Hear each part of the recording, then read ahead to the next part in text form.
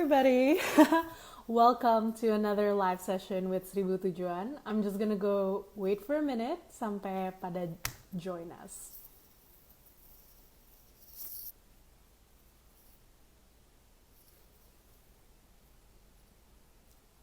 Okay. I'm just gonna invite our speaker directly to join this live session. Hi, Hi. Jen. How are you? I'm good. How are you? How are I'm things? good, thank you. Can you hear me Uh, fine, by the way? yeah. It's very Okay. clear. All right. Thank you so much for joining us for this sharing session.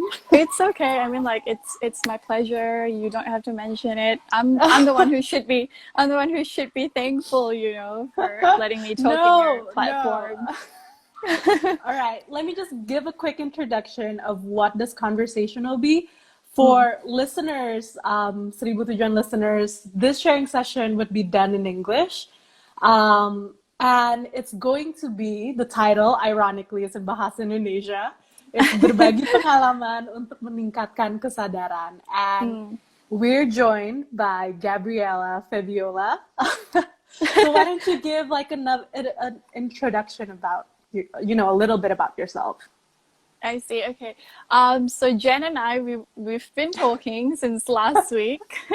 Yes. um, she asked me to talk from her platform, which is Seribu Tujuan. It focuses on mental health platform. I was actually the one who approached Jen first. I told her about like my activity about being an activist in mental health, and then she was like, "Okay, we should probably do live session." For you who don't know, I joined Putri Indonesia this year, and I'm Putri Indonesia DKI Jakarta 6, 2020. Exciting. Exciting times. And the advocacy that I brought up during the competition was about mental health, and I'm super glad that I'm still active about it until today. Yeah, I mean, again, I know you were like, don't mention it, but thank you so much for sharing your story. And, like I say this all the time, every time we do sharing session, it's such a brave thing for people to share their story because hopefully it inspires other people and hopefully informs other people about what mental health is and, normalize conversations surrounding it. Yeah. So yeah, just a little bit about sharing session. I'm sorry, I didn't finish my introduction just now. No, it's okay. So we sharing session is where we invite a few of our friends to come share about their mental health journey. And it's because, we talked about this last week. Yeah. Everyone's mental health journey is different. What works for one person might not work for you. And so we just want to really emphasize that it's, a journey and it takes time. Yeah. And it's different for different people. True. I mean, like, Yeah. it's a long journey to be walked on, and you can't just say that it's not a flu, like you can't just say to Yeah. people, I have fever, I have cough, I have this and that. People have different symptoms in their mental health issues, and you can't, it's not a one size fits all type of thing. Yes, exactly. I think everyone goes through a journey to finding their own balance, which Yeah. we're going to talk about your mental health journey. So why don't you start off with, giving us a little sneak peek into, not sneak peek, a little bit about your perjalanan kesehatan mental. Like it's been years that I've been feeling a certain way that I couldn't really explain, like what's going on with me, why I feel so sad all the time. Like when there's really nothing to be said about sometimes, like you don't understand what's going on in your head, and you don't Yeah. understand what's just a general feeling that you have on a daily basis. So I was just like, I didn't realize that I have that until I moved to New Zealand. It's it's really a journey of like, opening my eyes. I'm like wide awake ever since my friends were just like, don't you want to see a psychologist? Don't you want to see a therapist? To figure out what's going on with you. So I braved myself.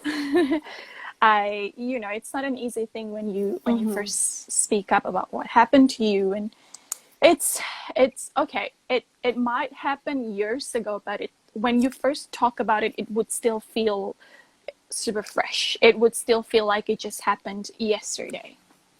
So I think the most important thing here to realize is that you are so brave to speak up about your story. Your story matters so much. You don't know how much strength you give to others, you know. So when I went to psychologists and I went to therapists and, you know, like with the medicines and all that, I kind of feel like I cannot depend on these medicines. I gotta find another way to, you know, find my own strength and, you know, find my own happiness, I guess. Yeah. And that's when I realized that it's okay not to be okay. Okay. So you mentioned just now that the few symptoms that you felt before you were pushed to seek help from a professional is like you were feeling sad and you just didn't understand. Were there any other like symptoms you felt or anything you experienced that was different, you know? Obviously with like the constant feeling of like, oh my God, I don't even want to wake up this morning, you know? I know it's bad when the only thing that I'm looking forward to when I wake up is just to go back to bed, you know, just to go back to sleep. And the other symptom would be I'm not interested in the things that I'm used to interested in, you know, like I love playing piano, but suddenly I don't like playing piano anymore. But I cancel my plans with my friends on the last minute, you know, like I feel like I just want to be alone, and then I'm so scared of missing out when I'm the one who cancels things, you know, like it's just the mood swings, really. Yeah, and it's like a, you know, a little bit of like a vicious cycle where you're avoiding and all those things. So I think you mentioned a few important like key points. Definitely we don't recommend self-diagnosing. Definitely see a professional, but avoidant behavior is, you know, avoidant behavior, losing interest in things that you used to find, you know, interest in. And also just like the anxiety of missing out and stuff like that. That's are like common things that people would experience when they're like, you know, struggling with their mental health. So tell me how, you know, you mentioned that when you moved to New Zealand, you met a friend who, you know, helped you seek help. Could you tell us a little bit about your journey, your first steps in seeking professional help? Yep. You know, I was not brave enough to do it on my own, obviously. So I've been telling a friend of mine when I was there, I was like, I don't think I can do this all on my own, because it feels so heavy, you know, every day it just feels heavier and heavier and heavier. So my friend was like, okay, I think you should find professional help, because this is not something that you could just, you know, like let it go. Yeah. You know, you need someone who's professional enough to tell you that this is what's going on with you. There's a scientific explanation of what you're actually feeling. So when I went to the psychologist, I told them my story, you know, about what's going on with me and what happened to me in the past that makes me feel a certain way. And they told me that I do have PTSD. I have post-traumatic stress disorder, which I think explains a lot about, you know, what's been happening with me. And they told me that it's okay to just kind of accept that you are going through something really tough. And that's when things get worse, that's when they gave me a prescription for medicines, you know. Yeah. So you mentioned just now earlier, you said that it's such a brave thing to seek help and tell your story. When you first seek help, did you struggle like opening up, you know, with like the Indonesian culture? It does get a bit hard to open up about certain things. And tell us about, you know, did you struggle with that, or was it kind of a natural thing for you, or? I remember that I cried a lot. I practically burst into tears, you know. Okay. Sorry. yeah, so I basically burst into tears when I first told my therapist about what happened with me in the past. It's, you know, when you haven't really talked about something for such a long time and you're trying to bury it deep down, and then you dig it again, you know, like it's like opening old wounds. Yeah. It's like luka lama dibuka lagi.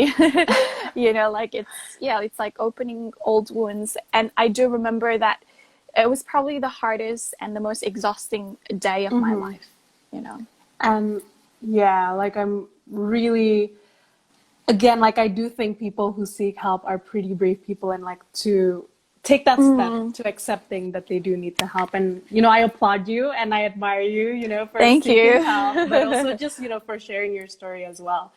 Could you perhaps like share a few tips or anything that helped you to kind of, you know, open up and maximize that help from a professional? Obviously, you know, like surround yourself with the people who support you, who love you and truly care about your mental health, you know.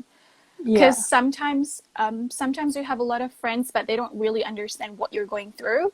You just need to find a few people that you really trust, that you know will understand exactly what you're going through. Because going through a mental health journey is not going through a series of just sad, you know, like I'm just sad at the moment. No, like it's so much deeper than that. And I think people need to understand that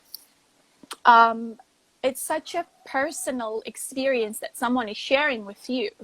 So when they share it with you, you just gotta be there for them. Sometimes we don't need advice, you know, we just need someone to listen. So my tips would be just find a few friends that you know you can really trust, that you know you can run to when you feel really, you know, depressed, and when you feel super low and you have suicidal thoughts. I know it's a sensitive topic, but when you do have suicidal thoughts, you just need a few people in your life to know what you're going through. Yeah, definitely. Like, I think a supportive environment and supportive friends is important. And so, if you have a few friends that you can trust, definitely reach out to them. And then I think you mentioned a very important point. Sometimes, if you don't know how to be a supportive friend, sometimes people just need someone to listen, and also just to know that there's someone there for them. Yeah, I think you've mentioned all really important points. And just now you mentioned as well, okay, what exactly from, you know, seeking professional help, seeing a psychologist that helped you? I guess obviously with the medicine, it's not going to work like that, right? Yeah. It's going to work really slowly until you feel the effect on you. It's not a pill of happiness. I don't think, you know, like when you took one pill and then you just suddenly feel happy. No, it doesn't work like that. It's more like, okay, I gradually feel better. You know, like it's slow but sure. But sometimes I do feel like I'm too dependent on these medicines. Okay. It's but it gets really, you know, like sometimes I don't know, like, okay, I'm gonna have panic attacks and I do need my pills, but I'm running out. You know what I mean? Like it's not good to be dependent on anything really. What you need to remember is that you have your own self to, you know, get yourself back up when you feel down, when you hit rock bottom. You can't be dependent on these pills all the time. I know it's a really long journey for me to finally, you know, love myself to the fullest. I don't know. I guess like I feel so depressed because I love other people more than I love myself at the time. Okay. I let them control my life to the point where I don't have any control over my own life, you know. Like I literally let them ruin myself in the process, you know. Yeah. Completely understand that. I think like a lot of people would, you know, love, you know, like people struggling to see their self-worth would, you know, sometimes be there for other people more than they are for themselves. That it's funny that you mentioned that, because sometimes we don't realize that we're surrounded by toxic people in our life, Yeah. that make it worse. Yeah, and I think that's quite hard, yeah, to like identify which one is toxic, which one is not, because you don't want to just Yeah, randomly cut people cut for, people off. Yeah. yeah, because then you'll feel like, I don't know, you'll feel bad because you're like, oh no, like I, Yeah. lost a friend and stuff. So I think it's quite hard. And I think seeing a therapist and a psychologist could really help you with that. Yeah. Help you with like coping mechanisms, help you kind of reflect and be mindful about the people around you, because they The come people you from choose. like, yeah, because they come from quite an unbiased perspective, because, they don't know you in a sense that, they're not, True. your teacher or parent or something. It's literally like, being surrounded by these toxic friends or toxic people in your life. You can literally feel like you're unhappy in your life. You don't know why. You just kind of feel like you're alone, even though you're surrounded by a lot of people. And that's one of a few things that, you can identify that you're being surrounded by toxic people. Yeah. So going back to like your medication, finding the right medication, was there a side effects or any little journey that you had to go through until finding the right, medication? For medication, I don't understand anything about the scientific explanation of from mental health issues, but I do know the therapist was so good that she literally explained to me everything.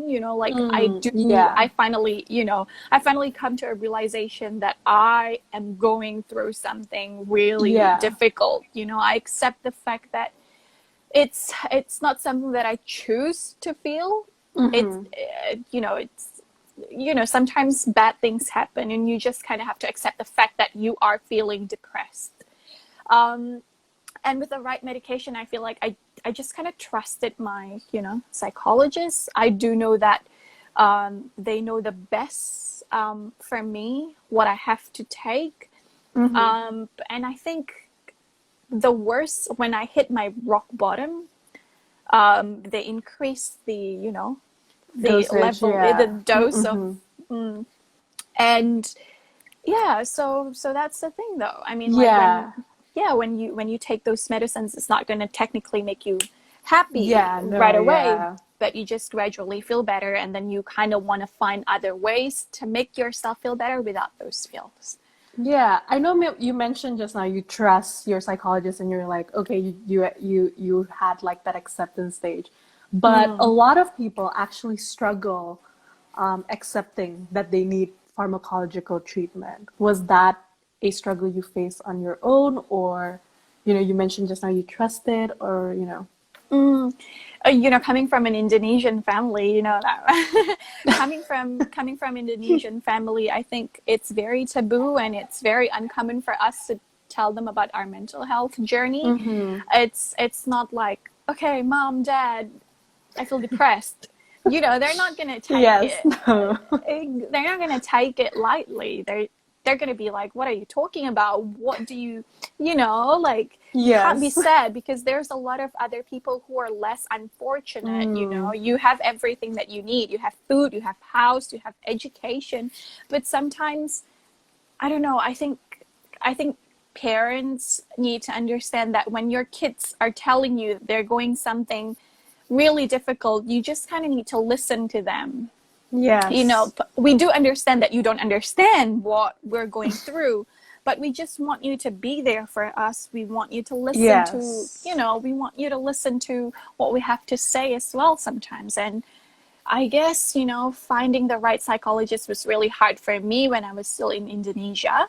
And I was not surrounded by the environment that tells me, okay, you need professional help. They just Yeah. kind of, it's like toxic positivity, like Yeah. they just kind of told you, like, don't be sad, or like, that type of You thing. have no It's reason to be sad and stuff like that. Yeah. exactly. So you just kind of feel bad for feeling bad. And I Yes. guess, the biggest pain that I ever felt was denying my own feelings to make everybody else around me comfortable. Yeah. I think a lot of people can definitely relate to that, how, I think especially parents in Indonesia who probably doesn't understand mental health as much. Yeah. I guess like a big tip that, Gabby mentioned was like, just listen to them. Just, at least try to listen to them, try to comfort them. Yeah. Make it like a safe space for them to share. Mm. But another thing parents can definitely do is, educate themselves about mental health as well. True. A little bit of plug, you guys can visit seributujuan.id, www.seributujuan.id, to learn more about mental health. But I think we need to, you know, parents and kids as well, we all need to like work harder to make sure mental health is seen as more important. So yeah, you mentioned just now how in Jakarta and New Zealand it might be different in terms of like the mental health aspect of things. Yeah. What are like the top three things you observe that are like very different? First, I would say people don't really talk about how they are truly feeling here. When I ask my friend, "How are you?" "I'm good." Like that's the only thing that you can get from your friends here. But there, when I ask my friends, "How are you?" Like how are you really feeling at the moment? They're not trying to like sugarcoat things. They're not trying to cover things up. When they feel like they're not feeling good, they would tell Yeah. me. They're like, "Hey, I don't think I'm feeling myself lately. I don't think I'm going good at the moment." That's the first thing. Like I feel like Indonesians really try to make themselves feel okay when they're actually not. And they feel like sharing their true feelings is a sign of weakness, in my Yeah. opinion. The second thing would be the parents thing, like you mentioned before. I feel like um, the kids in Indonesia, we don't have that opportunity to talk to our parents about our mental health. We probably have the opportunity. Maybe I'll just rephrase it. Maybe we just we just don't have the courage to talk about it with our parents because of the stigma around it, because of how uncommon it is to talk about your mental health. Yeah. But it's really different in New Zealand. It's, kids share their feelings with their parents. Kids tell their parents that, "Hey, mom and dad, I don't think I'm feeling really good at the moment." And they even have a community for teens who are going through things. Yeah. Yeah, and they can call this certain number, when they feel like they have suicidal thoughts and they need an adult to, talk them through things. That's a big difference, right? Yeah. Yeah, like parents know exactly what their kids are going through there. And the third thing would be, I don't think Indonesian office, I mean like kalau yang kerja di bank atau yang kerja di kantor, I don't think the employer takes care of your mental health. I don't Okay. remember Yeah. when I was in New Zealand, I told my boss, "Hey, I've I've been feeling really down lately. I don't know why. Like I'm so cranky at work. I couldn't even perform well. Do you think I can take a few days off just to, refresh my mind? Because Yeah. I don't feel like myself lately." And then he was just telling me, like take as much time as you want and you need, because I'd rather you take off from work and come back feeling refreshed and perform well than, being at work constantly and not even doing your job, half of your job right. So I think that's a big difference as well. Like employer needs to take care of their employees' mental health more here. Yeah, I think you mentioned quite important points there. And definitely we kind of generalize it to the majority of, people in New Zealand, but also majority of Indonesians. I'm sure there's gems of parents out there who would support Yeah. their kids, but we're just talking in a majority sense. With that being said, I think all of this is because of the lack of understanding and maybe promotion of mental health in Indonesia. Because I think in New Zealand, it's quite similar to how it is in Australia, how in universities there's Yeah. mental health week, mental health month, and Mm, you're constantly reminded that it's okay not to feel okay. true. And it like definitely like the work situation that you mentioned, how your employers were pretty understanding about mental health and treated it like it's physical health. You know, like you wouldn't come in if you're having like the flu, Cough and or yeah, you fever. wouldn't come in. Like especially now in the COVID-19 situation, Yeah. you shouldn't come in. But I mean, it's not contagious, but that was a bad example. But I mean, you don't come in, and I think it was so great that employers Take took that care of into us. yeah. And I think it's also in university, if you the tutors and everything, they're really understanding about that as well, and your struggles, Yeah. because you know we're only human and we all have a mental health. You You have know. you have you have the right to feel the way that you feel. You don't have to justify why you feel the way that you do, because it's different what people have to go through in their lives. Yeah. And I think I'm sorry, I'm kind of distracted by No, it's a okay. few comments here. So there's, I think, one that like relates to about family. So I think, why don't, is this, are you open to talking about this? Like, how did your family react to, you seeking help for mental support, and how, like, I know it's a journey for parents as well to just understand Yeah. what mental health is. Are you open to like talking about that maybe? Yeah, sure. I mean, like, I only told my parents last year. Okay. I only told my parents last year about it. They were quite shocked of why I had to go through a psychologist, like, Mm.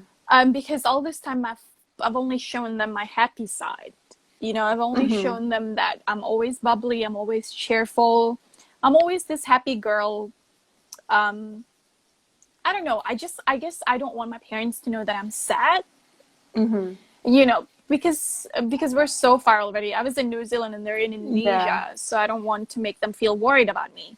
So that's why when I told them, hey, mom and dad, I'm starting to, go through a therapist, and they're like, what? So how Like, long have you like met this therapist until you told them? Like, about going into 2 months, I guess. okay. Yep. So I was just like, I'm really sorry, like, I haven't told you about this, but Mm-hmm. I just think, like, I need some time to prepare myself, what I need to say to you, so that you can understand what I'm going through.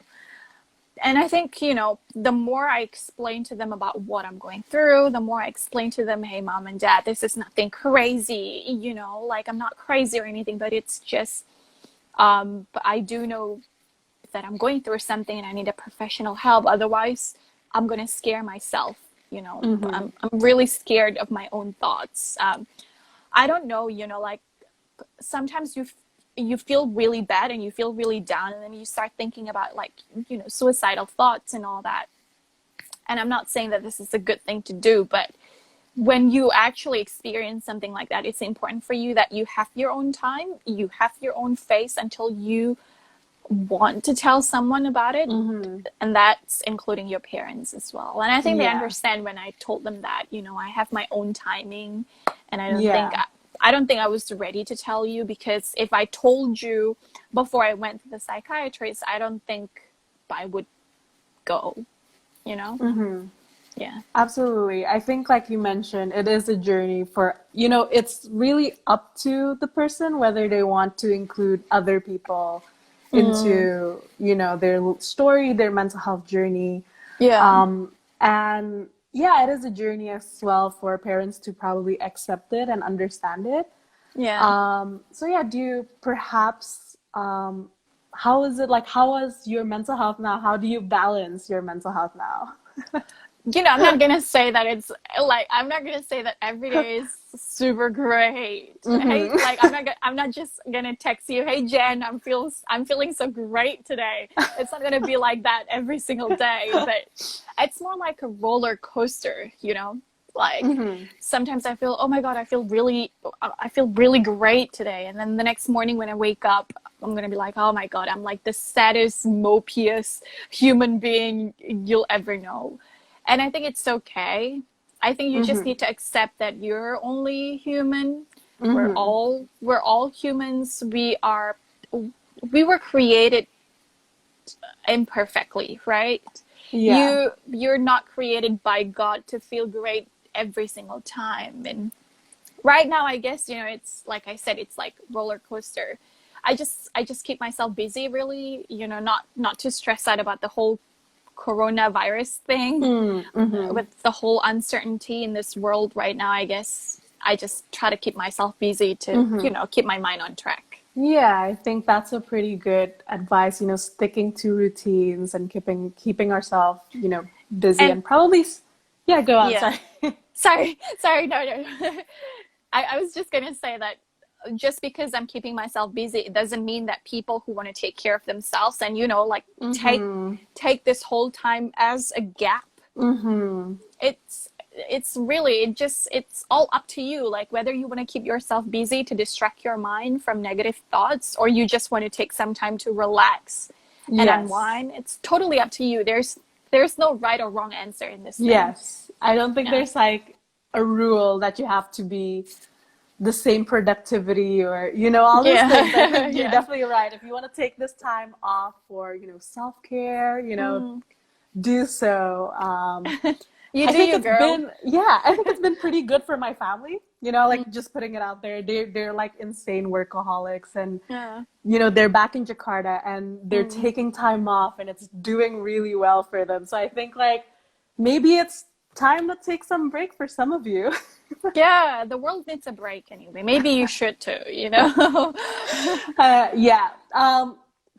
Where was I? Oh my gosh, I completely lost my senses there. That's all right. So this year you joined Putri Indonesia. Yep. Yeah.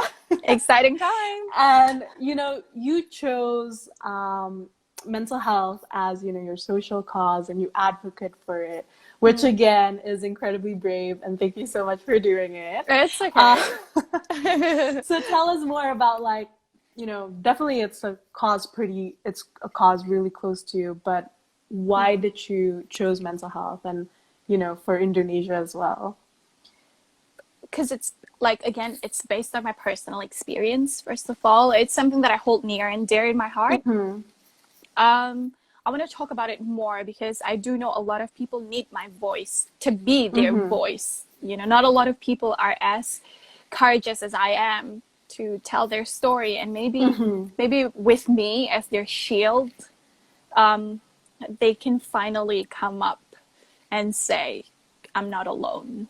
In Yeah. this, yeah, like in this journey, I have other people who are going through the same thing like me. So it's not something that's too scary to Yeah. experience. I just, yeah, I think I've always wanted it, but I didn't know the Mm-hmm. platform that I could use. And I think joining Putri Indonesia was really something. I didn't only want to be someone who joined a beauty pageant. Mm-hmm. I really want to be a beauty queen with a purpose. I want Yes. I want to be a beauty queen who stands for the people who don't have their own voice, Yes. and that's something that I have set from the very first start. It's not about, obviously I prepared myself to win the competition. Obviously, you never compete in something to lose. You obviously, Yes. you obviously prepare yourself to win, but it's not it doesn't change a thing, like it's not my ambition to take the crown only. It's not my only purpose. You know what I mean? Mm-hmm. My purpose is that I have my voice. I tell people what I'm going through, and hopefully people will come up and say, because of this person, I finally speak up and speak out. Yes. I think, yeah. Because yeah, I think you don't realize how, how Indonesians listen to beauty queens. We do have our voice here. Like when you speak, people listen. And Mm-hmm. it's I think it's time for you as young generations to be a role model, you know. Yeah. I think you Yeah. mentioned, very inspiring, just Oh, you thank mentioned you. just now to give a voice to those who are Mm. probably ashamed or not knowing that it's all right to feel the way they're feeling. And I think that's one of the things that hinders them from um, not seeking help, Yeah. because there's a huge stigma. And I think sharing Yeah. your story it, you know, that's part of decreasing the stigma and normalizing Yeah. conversations surrounding it. Mm. So yeah, definitely. Like I sound like a parrot now. I'm just like, oh, I thank know. you, thank you, thank you for, you know, using your platform. It's okay. So what, you know, you have a Instagram account, is it? The Hope with Hope. Gabriella. Yeah, was it? Yes. So tell us a little bit more about that.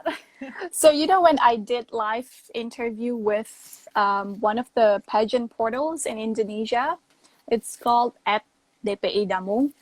Mm, They gave me one opportunity to talk about my experience that led to post-traumatic stress disorder, and yeah. that's when I told people basically about the journey of mental health that I experienced, what happened to me until I feel the way that I do. So after that live session ended, a lot of people DM'd me. Thank you so much for telling your story. I know it's a really sensitive topic to be talked about. I just, I just really want to thank you from the bottom of my heart because I experienced the same thing, but I've never had the courage to tell my story. Mm-hmm. So, I feel like I'm transferring some of my strength to these people. And it's not only like 20 DMs, I'm talking about like hundreds of DMs that came through my personal IG. So that's when I thought to myself, I think it's a perfect timing for me. I think it's a perfect timing for me to create a free platform for people to share their stories. And I do tell them I'm not a professional psychologist, I'm not a professional therapist, but you can consider me as a friend that you can talk to. Yes. I'll just listen and give you some advice as much as I can, and hopefully it will give you hope. Yeah. And yeah, Yeah. so Create like a safe space for safe people to space. share story. Yeah. It's, you know, it's quite, you mentioned that you receive these hundreds of messages relating to mental health. Yeah. And it's quite interesting because in one hand, you know, you're a bit sad that, you know, a lot of people are feeling that way, but in a way glad that they're now more open to Speaking up. accepting, yeah, and speaking up. So what are your future like hopes for mental health in Indonesia? I hope it's gonna become a national agenda, for the government.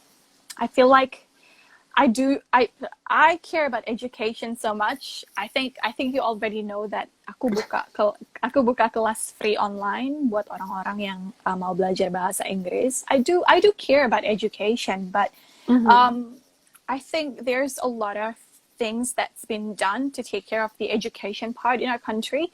I think it's also good if the government can start taking care of our mental health issues that's been going on in Indonesia, especially about the RUU PKS yang sampai sekarang belum disahkan. It's really sad for me, especially to see, setiap hari di koran ada aja kolom, ada aja kolom Yeah. tentang, sexual assault, sexual abuse, rape, this and that. And I think it's, I don't know how to express it, but it's really sad. I don't want kids in Indonesia to experience sexual violence. They're kids. We have to have a stable law to protect those kids, those women, those men. They need to feel somehow safe, and they need to feel like someone is actually listening to them, because otherwise RUU PKS itu ngapain dicanang-canangin terus kalau tidak disahkan sampai hari ini. It's not going to change a thing, you know what I mean? So that's why I feel like, government, please, I beg you, with all of my heart, from the bottom of my heart, you need to really, talk about RUU PKS and just make it legal, make it official, because those monsters and predators, they're still out there preying on our kids, preying on our women, preying on our men who don't know how to fight for themselves. And I think, I'm only one person, so I hope this thing will, really open their eyes of what's really important to take care of in our country. So yeah. I'm sorry if I was being too passionate about it. No, no, it's okay. It's okay. I'm sorry. sorry, I'm out of batteries. It's like 11 p.m. up here. So Yeah, like, it's okay. I'm like, yes, go girl. Speak to, yeah. Yeah. But I definitely agree with you. I think, you know, we need to do more, and the government needs to do more and can do more for sure. Yeah, I guess like, you know, that's all really the questions that I have listed out here. Yeah, that's so Do you good. have, you know, any other things you'd like to add to the live stream that I maybe haven't touched on, or?